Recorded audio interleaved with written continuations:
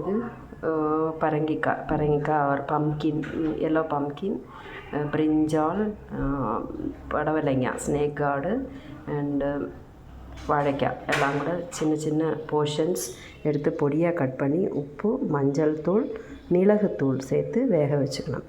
இன்னொரு குக்கரில் ஒரு பிடி கடலைப்பருப்பு எடுத்து 5 நிமிஷம் ஊற வச்சுட்டு அதை தண்ணி விட்டு வேக விட்டுக்கணும். கடலைப்பருப்புக்கு பதிலாக நமக்கு பாசிப்பருப்பும் எடுத்துக்கலாம். நான் நேற்று புடலங்காய் பாசிப்பருப்பு போட்டு வச்சதுனால இன்றைக்கி கடலைப்பருப்பு போட்டு வைக்க போகிறேன். ஒரு பிடி கடலைப்பருப்பு, ஒரு பிடினா அதிகம் இல்லை, ஒரு பெரிய 2 டேபிள் ஸ்பூன் அளவுக்கு எடுத்து ஊற வச்சு வேக வச்சு தனியாக மாற்றி வச்சுக்கணும். இன்னொரு மிக்சியில் ஒரு பிடி தேங்காய், 2-3 பச்சை மிளகாய், 1/4 ஸ்பூன் ஜீரகம் சேர்த்து நல்லா தண்ணி விட்டு மையாக அரைச்சி வச்சுக்கணும்.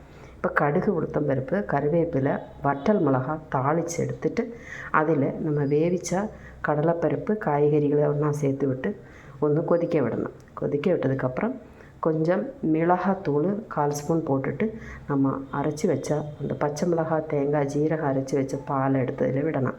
விட்டு கடுகு, உளுத்தம்பருப்பு தாளித்ததை அதில் கொட்டி கலந்துக்கிட்டால் சுவையான கூட்டுக்கறி ரெடி.